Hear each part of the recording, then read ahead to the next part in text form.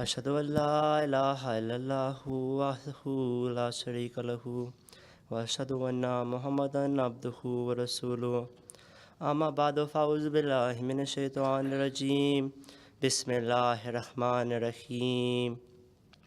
My dear brothers and sisters and respected panel, Assalamu alaikum wa rahmatullahi wa barakatuhu.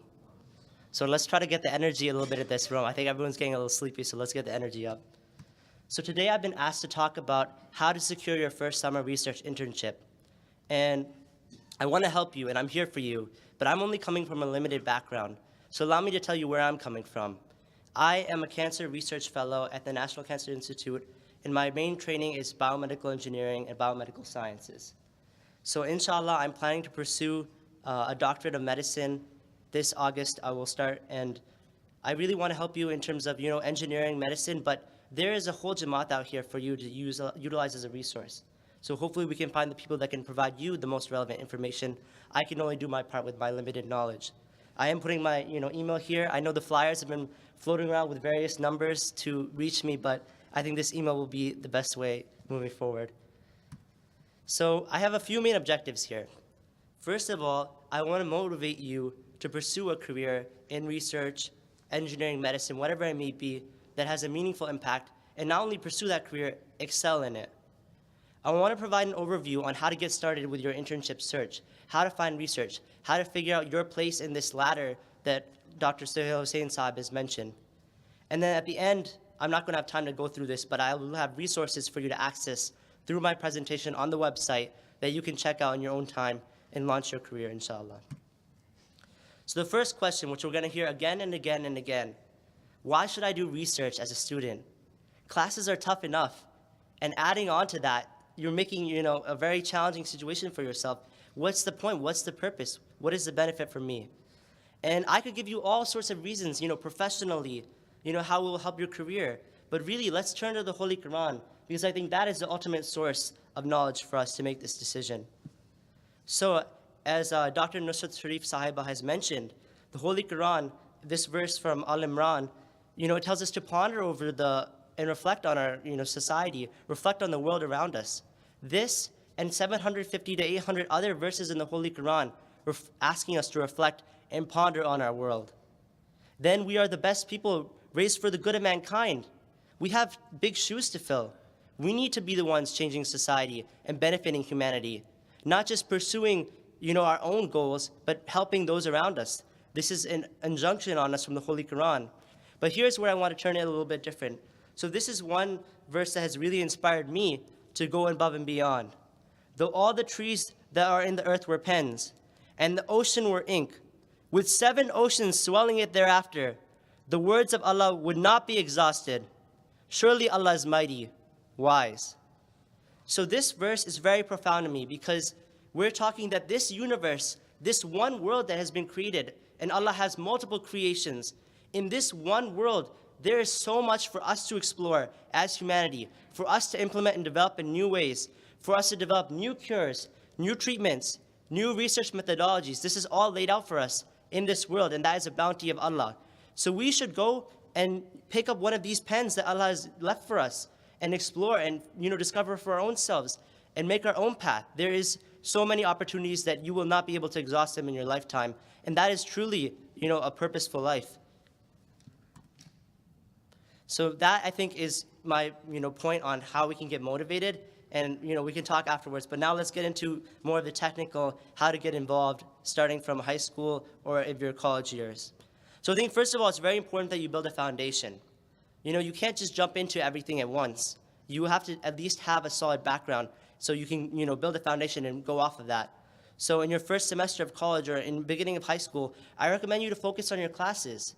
Get the GPA, get everything you can do, focus on that first task. That's why you're in school.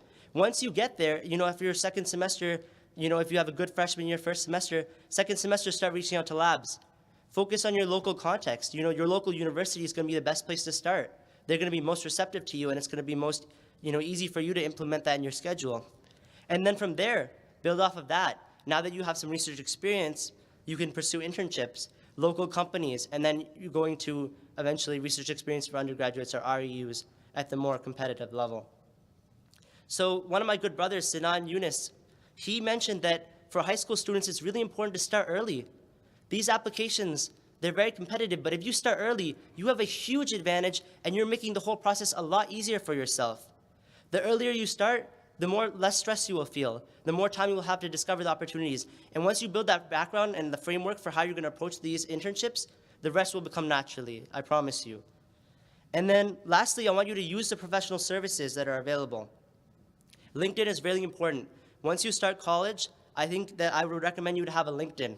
This is your professional, visible profile for everyone to see, and so companies can reach out to you. This is really important. You should build a resume. Your university will probably have resume building and career services that you can use to achieve these goals. So now I want to talk about choosing your research experiences.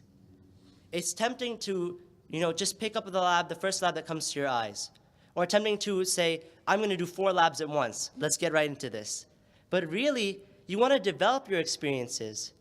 Not only do you want to develop your experiences so you enjoy them, but when you are applying to graduate school or medical school, or when you are trying to really, build yourself and scale up that ladder, people are going to ask you what it is that you do.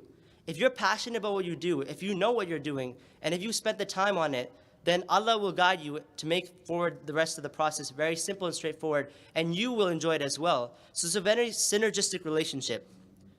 Additionally, I recommend you to talk to your advisors and make sure that you have a clear agenda in mind, whether it is you intend to publish, whether you want to do certain experiments, whatever it is you want to get out of it. You have that communication ahead of time. When you're starting the lab, the whole process will go much smoother, inshallah. And I already mentioned, so I don't have too much time, but utilize your local context, your local universities, and local companies. That's a great place to start in your search. So when it comes to applying to internships, you want to apply very broadly and early. I struggled with this, and I'm telling you from my own failures and my own experiences that when it's January, February time, and you're looking for a summer internship, you're going to struggle because that's peak time and there's a lot of applicants. But if you started in September or October, and just all you have to do is take out the Excel tab, go through some sources, put the links in there, say the deadlines, pay attention to whatever that specific application requests. Do you need recommendation letters? If so, you might want to start reaching out to Dr. Sohail Hussain Saab, before January when he has a grant due the next day. Then, so you you have your whole framework outlined so that you know exactly, when I need to get this in, and that is half the battle right there, I'm telling you. And then there's additional resources at the end of my program, which I mentioned. I'm just going to put some links to specific programs that might interest you. I'm mainly going to focus on biomedical and engineering because that is what I'm most familiar with. But feel free to use this as a framework to start your search, inshallah. So another thing I recommend is for you to simplify the application process. This means creating your framework, whether it's having a polished resume and getting that down, getting your general personal statement down, and getting your recommendation letters all together ahead of time. Just having those tasks, just having them there is going to make half the battle a lot easier. Once that stuff is there, you can just plug and chug and apply that to whatever positions you're interested in. You just go from one application to the next to the next. Then another thing I think is really important for you is to demonstrate your passion. Not only to say I'm passionate, but demonstrate it. Your experiences, your personal statement should showcase that you have done things you're passionate about, not just saying I'm passionate about it, having something to back that up. And then documenting your progress throughout the process will also help you. That way, when you're going to another application and ask you a similar question, what was the time you struggled, you already have that question answered, from a prior application. There's Jamaat resources. We have a huge Jamaat network with missionaries, doctors, engineers, and these are the people you want to reach out to. These are the people, and this is the resources that we have as Jamaat-e-Ahmadiyya to access and benefit us in this way. I'm not going to go through the MK Amur Talba groups because Naib Sadr Saab has already mentioned that. There will be a networking session later today, at least for the men's program, so you can meet some of these active scientists and engineers. So I just want to conclude by going back to Surah Fatiha, which is a surah that we recite 5 times a day. Aydina siratal mustaqim siratal lazina an'amta alayhim. Guide us on the right path, the path of those on whom thou hast bestowed thy blessings. When we look at this verse, we have to think about it. Which path do we want to go down? On the path whom thou hast bestowed thy blessings. Who are those people? The Holy Prophet ﷺ, the Prophet ﷺ, Dr. Abdus Salam, And when we look at their paths, it was an uphill battle. It was challenging, it was difficult. But when there's high risk, there's high rewards. And the payoffs were immense. You cannot measure those payoffs. And is not Allah sufficient for his servant?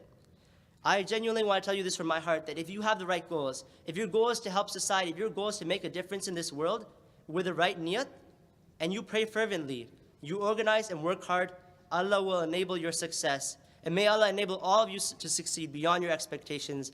Ameen.